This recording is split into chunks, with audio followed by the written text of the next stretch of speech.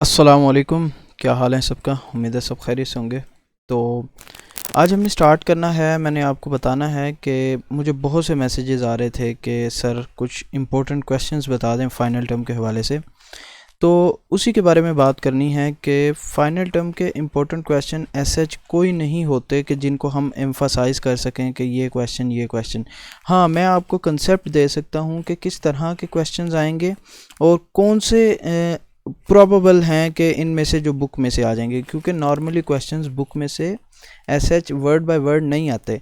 वो बेसिकली आपका कंसेप्ट जानना चाहते हैं। वो फॉर एग्जांपल ये जैसे कि first second and third degree जो डिस्क्रिमिनेशन है, वो आपको एक सिनेरियो दे देंगे और पूछेंगे कि हाँ बताएं अब ये इसमें फ़र्स्ट डिग्री इन्वॉल्व हो रही है, सेकंड हो रही है या थर्ड डिग्री हो रही है।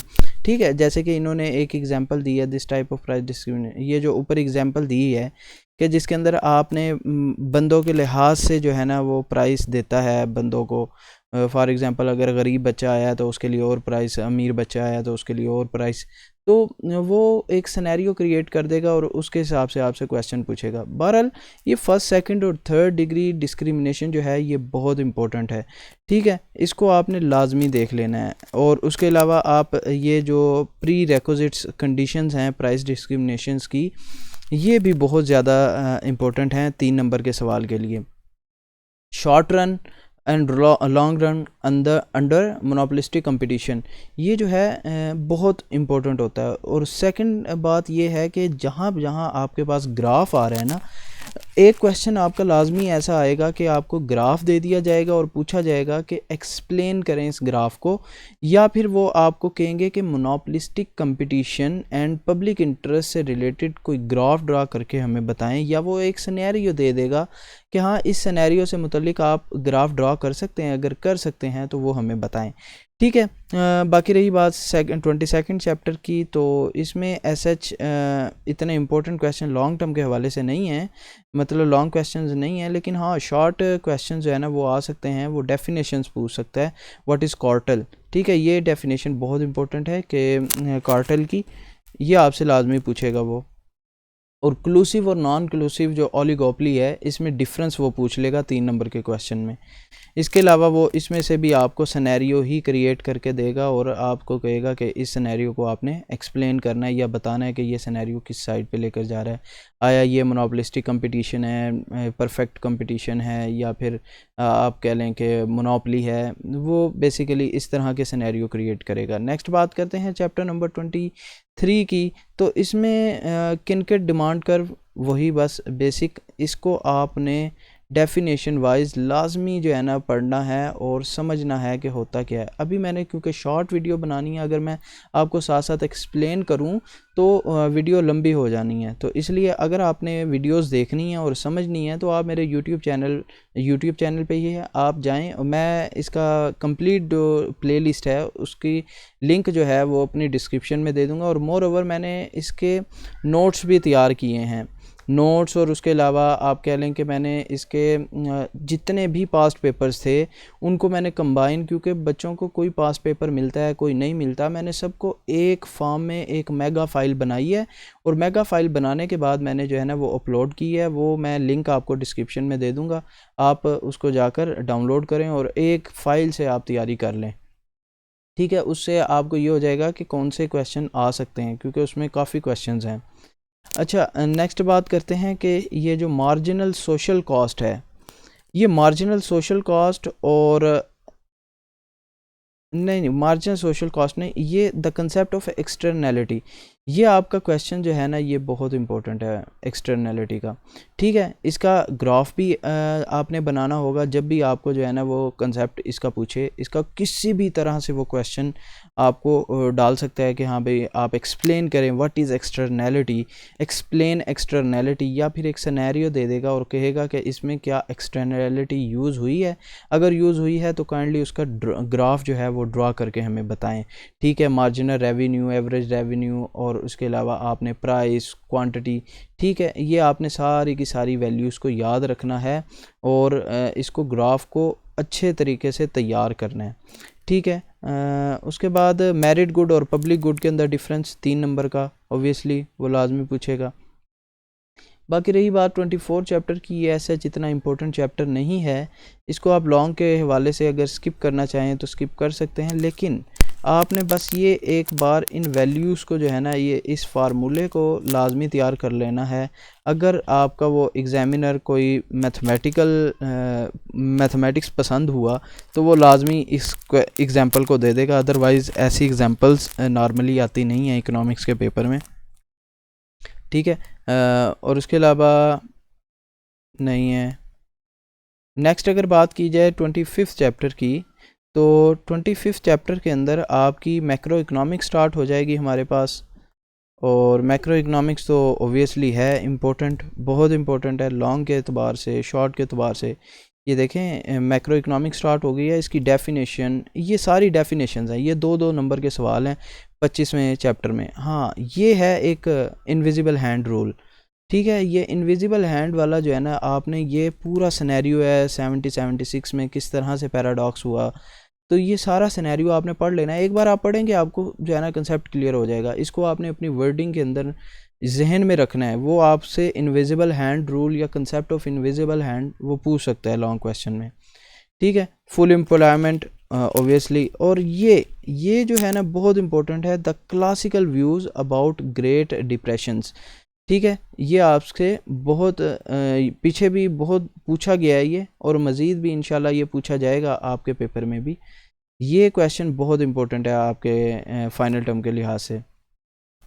नेक्स्ट अगर बात की जाए चैप्टर नंबर 26 की, तो 26 ऐसा इम्पोर्टेंट चैप्टर नहीं है आपका इसमें, लेकिन आपने एक बार पढ़ लेना है, क्योंकि ये शॉर्ट क्वेश्चन या एमसीक्यूज़ के हवाले से बहुत इंपॉर्टेंट चैप्टर है, क्योंकि इसमें जो है ना बहुत से किन्जियन व्यूज़ को एक्सप्लेन किया गया है। क्योंकि ऐसा ये चैप्टर जो है वो कंसेप्ट बेस्ड है, कंप्लीट इसके अंदर कंसेप्ट की बात की गई है, इसमें कोई थ्योरेटिकल बात नहीं है अगर आप बात करें तो। उसके अलावा बात करें चैप्टर नंबर 27 की, तो ये चैप्टर भी बेसिकली क्लासिकल व्यू को ही आगे फर्दर कंटिन्यूएशन होती है। इसमें भी बेसिकली केन्जियन व्यू को ही एक्सप्लेन किया है, लेकिन थोड़ा सा एडवांस लेवल पे। तो ये भी ऐसा इम्पोर्टेंट नहीं है आपके फाइनल टर्म के लॉन्ग क्वेश्चंस के हवाले से। यहाँ आपका ये चैप्टर कंप्लीट हो गया। इसके बाद अगर बात की जाए चैप्टर नंबर 28 की, तो 28 के अंदर आपका macro economic data national income, ये आपके शॉर्ट क्वेश्चंस के हवाले से बहुत इंपॉर्टेंट है। अगर हम लॉन्ग क्वेश्चन के हवाले से बात करें तो वो आपका 32, 33, 34, 35 ये वाले चैप्टर इंपॉर्टेंट है, ठीक है। इसमें से आपके शॉर्ट ही क्वेश्चन पूछे जाएंगे। ये देखें ये सारे शॉर्ट क्वेश्चंस हैं, मैंने हाईलाइट भी किए हुए हैं। अगर आपको ये वाले हाईलाइटेड नोट्स भी चाहिए तो इसका भी लिंक मैं अपनी डिस्क्रिप्शन में डाल दूंगा, आप वहां से जाकर ये डाउनलोड कर लीजिएगा। ये जिसे मैंने हाईलाइट किया हुआ है ये बहुत इंपॉर्टेंट है शॉर्ट के हवाले से, 3 नंबर के क्वेश्चन के हवाले से, ठीक है। ये आपने लाजमी, जैसे कि ये real versus nominal GDP difference वो पूछ लेता है, ठीक है। तो आप ये भी देख लीजिएगा। नेक्स्ट बात की जाए चैप्टर नंबर 30 की, 30 के अंदर मैक्रो ये एक्विलिब्रियम आ जाती है। और ये जो है आप कह लें कि आपके लॉन्ग क्वेश्चन के हवाले से सिलसिला स्टार्ट हो गया है। अब यहाँ से जो भी मैं बताऊँगा ये आपके लॉन्ग क्वेश्चन के हवाले से बहुत इंपॉर्टेंट होगा। ये जो फर्स्ट ऑफ ऑल है the key variable for macro economic model, आपने इस टॉपिक को बहुत अच्छे तरीके से तैयार करना है, क्योंकि इसके अंदर जो है ये सारे जो वेरिएबल्स हैं ये इंसान से भूल जाते हैं इंसान को, कि आई फॉर इन्वेस्टमेंट तो है, T for taxes, G for government expenditure, M for import, X for exports, ठीक है। इसके अंदर फिर सर्कुलर फ्लो ये हाईलाइट नहीं किया, लेकिन मैं हाईलाइट कर देता हूँ ये शॉर्ट क्वेश्चन के हवाले से। और ये the concept of leakage and injections, ये लीकेज और इंजेक्शन क्या होते हैं, ठीक है, मार्केट में, ये बेसिकली कंप्लीट इसका मॉडल लॉन्ग के हवाले से, बाकी इनका डिफरेंस जो है ये शॉर्ट के हवाले से आपने तैयार करना है। बाकी एक्विलिब्रियम किन्जियन व्यू, आपने ये मैक्रो इकोनॉमिक्स एक्विलिब्रियम किन्जियन व्यू ये लाजमी तैयार करना है, क्योंकि ये जो है लॉन्ग में पूछा जाता है। और प्रीवियस आप उठाकर देख लें पेपर्स, उनमें ये पूछा गया है क्वेश्चन, ठीक है। तो आपने ये अच्छे तरीके से तैयार करना है। 31 चैप्टर, इम्पोर्टेंट चैप्टर, हाईलाइटेड है इसमें पोर्शन जो कि इम्पोर्टेंट है आपके फाइनल के हवाले से। ठीक है, टाइप्स ऑफ इन्वेस्टमेंट्स, ये लॉन्ग में आप अगर 100 बच्चा ये रीड कर रहा है ना या सुन रहा है इस जो है कंप्लीट वीडियो को, तो 50 बच्चों का ये वाला क्वेश्चन लाजमी आ जाना है। ठीक है, उसके अलावा import and exports of trade off balance, ये तो लाजमी 100 में से 80 बच्चों का जो है ना ये क्वेश्चंस आ जाएगा, रिपीट होता है। ठीक है, डिटरमिन नेशनल इनकम, ये पूरा चैप्टर ही आप कह लें कि आप ये स्किप करने वाला चैप्टर है नहीं, इसको जितना अच्छे से आप तैयार कर सकें तो कर लें। 32, 33, 34 ये तो हैं ही बहुत इंपॉर्टेंट चैप्टर आपके शॉर्ट के हवाले से, लॉन्ग के हवाले से, MCQs के हवाले से। किन्जियन पैराडॉक्स ऑफ थ्रिफ्ट, ये बहुत इंपॉर्टेंट है, इसको लाजमी आपने देखना है। ठीक है, एक्सेलरेटर इसी तरह वो भी इम्पोर्टेंट है। इंटरेक्शन में किस किस को हाईलाइट करूं, सारे इम्पोर्टेंट है। आपने बस 31 से लेकर 35 तक तमाम चैप्टर्स को तैयार करना है और साथ में चैप्टर नंबर 38 को भी लाजमी जो है वो देखना है आपने। ठीक है, ये लॉन्ग के हवाले से मैं बात कर रहा हूँ। ये 33 स्टार्ट हो गया। ये 4 मेजर प्रॉब्लम्स, ये 4 मेजर प्रॉब्लम्स कौन कौन सी हैं? ठीक है, unemployment, inflation, balance of payment problem, the lack of growth, ये सारी अलग अलग एक लॉन्ग क्वेश्चन है। ठीक है, व्हाट इज़ अनएम्प्लॉयमेंट, ठीक है, इसको वो किसी तरह से भी पूछ सकता है। इन्फ्लेशन क्या होती है, बैलेंस ऑफ पेमेंट की प्रॉब्लम्स कौन सी हैं, द लैक ऑफ ग्रोथ की प्रॉब्लम, इसको एक्सप्लेन करें। देखें, ये सारी की सारी अलग से लॉन्ग क्वेश्चंस हैं जो कि आपने अच्छे तरीके से तैयार करने हैं।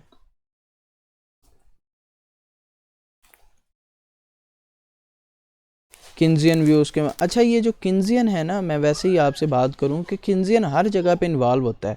माइक्रो इकोनॉमिक्स की बात करें या फिर मैक्रो इकोनॉमिक्स की बात करें, तो किन्जियन जो है वो लाजमी इन्वॉल्व है। बेसिकली किन्जियन जो था वो मैक्रो इकोनॉमिक्स के साथ ज़्यादा डील करता था, तो इसलिए जो है हम मैक्रो इकोनॉमिक्स में किन्जियन को पढ़ रहे हैं। ठीक है, हिस्टैरिसीस क्या होता है, इसकी डेफिनेशन को लाजमी देख लेना है। ठीक है, इन्फ्लेशन और प्योर इन्फ्लेशन के अंदर डिफरेंस क्या है। ठीक है, इन्फ्लेशन और डिफ्लेशन तो है बेसिकली, लेकिन इन्फ्लेशन और प्योर इन्फ्लेशन के अंदर क्या डिफरेंस है, ये भी वो पूछ लेता है अक्सर औकात। बाकी ये रही कॉस्ट ऑफ इन्फ्लेशंस, ये जितने भी हमारे पास 4-5 पॉइंट्स हैं ना, ये 4 पॉइंट्स हैं, इनको अच्छे तरीके से तैयार करने लें। ये पूरा लॉन्ग क्वेश्चन है। फिलिप्स कर्व, ये तो कंफर्म क्वेश्चन है ना आपका। फिलिप्स कर्व को आप एक और कर्व का नाम भी देते हैं। फिलिप्स कर्व को आप क्या कहते हैं? फिलिप्स कर्व को आप कहते हैं कि इन्वर्स रिलेशनशिप और अनएम्प्लॉयमेंट एंड इन्फ्लेशन रेट की कर्व, या किन्जियन व्यू का किन्जियन आइडिया जो है वो इस तरह भी पूछ सकता है, हु डिस्क्राइब्स और हु फॉर्मुलेट द किन्जियंस formulize shape and draw formulize shape, ये कह लेगा वो। ठीक है, इसमें वो बेसिकली पूछना ही चाहेगा कि किन्जियंस के जितना भी व्यू था उसको फार्मूलाइज किसने किया और उसकी कर्व जो है वो ड्रॉ करें आप। तो वो फिलिप्स ने जो है ना वो इसका जो है ना आइडिया को फार्मूलाइज किया था और इसको जो है ना कर्व में ढाला था। ठीक है, और कॉस्ट पुश इन्फ्लेशन, ये कौन सी इन्फ्लेशन होती है? ठीक है, इसको आपने अच्छे तरीके से तैयार कर लेना है। ये 35 चैप्टर भी ये बहुत इंपॉर्टेंट चैप्टर है। इसमें बैलेंस ऑफ पेमेंट का जो क्वेश्चन है ना, ये इम्पोर्टेंट है आपके लिए, बहुत इम्पोर्टेंट है। ठीक है, नेक्स्ट अगर बात की जाए तो 36 चैप्टर डिवैल्यूएशन, ये सारा शॉर्ट के एतबार से बहुत इंपॉर्टेंट है जो मैंने हाईलाइट किया portion. The capital account obviously short के हवाले से बहुत इंपॉर्टेंट है, 3 नंबर के। 37 एज सच इंपॉर्टेंट नहीं है। चैप्टर नंबर जो 38 है वो इम्पोर्टेंट है किसके लिहाज से? लॉन्ग के एतबार से।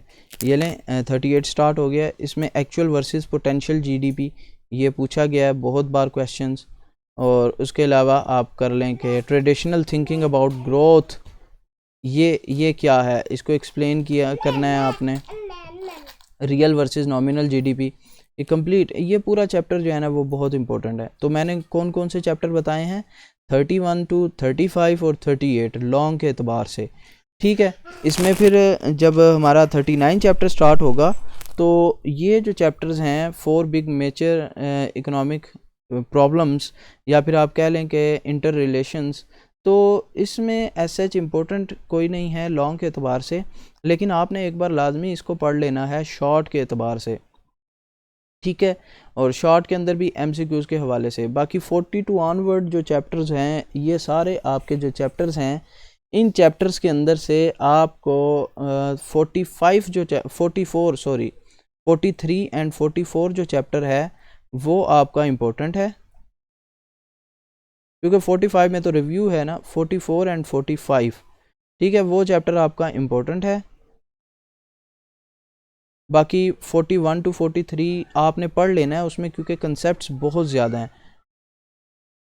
ये आपका चैप्टर ही कंप्लीट हो गया। एक्सरसाइजेज की अगर बात की जाए तो एक्सरसाइजेज ऐसे इम्पोर्टेंट नहीं है, लेकिन आपने एक बार लाजमी पढ़नी है एक्सरसाइजेज को। क्यों? क्योंकि एक्सरसाइजेज में जिस तरह से वो क्वेश्चन पूछ रहा है वो इससे मिलते जुलते ही क्वेश्चन आपको पूछता है। इससे आपको आइडिया हो जाएगा कि वो क्वेश्चन किस तरह के पूछता है और नेक्स्ट वो क्वेश्चन किस तरह के पूछेगा, ठीक है। तो उम्मीद है कि आपको कुछ आइडिया हो गया होगा, क्योंकि मैं ऐसे आपको क्वेश्चन नहीं बता सकता, क्योंकि क्वेश्चन कोई भी नहीं बता सकता कि कौन से क्वेश्चन आएंगे, क्योंकि अल्लाह की ज़ात जानती है कि क्वेश्चन कौन से आएंगे।